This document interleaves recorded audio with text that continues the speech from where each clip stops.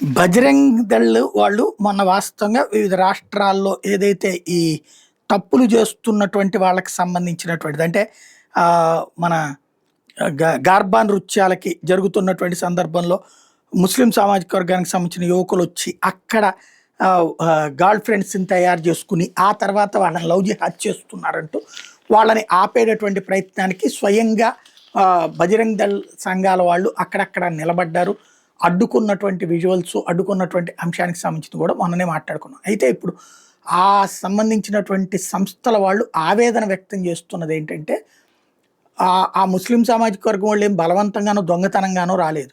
Pass తీసుకుని మరి వచ్చారు. పాస్తోనే లోపలికి ఎంటర్ అయ్యారు. ఎంటర్ అవుతున్నప్పుడు వీళ్ళు ఆపారు. ఎవరిచ్చారు వీటిని, మీరు దొంగతనంగా ముద్రించారంటే లేదు సో అండ్ సో. ఎవరు అంటే అమ్మాయిలే.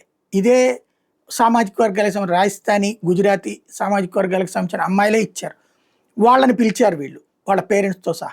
అవును మేమే ఇచ్చాం, మా ఫ్రెండు, మా క్లాస్లో ఫ్రెండు, మా కాలేజీలో ఫ్రెండు.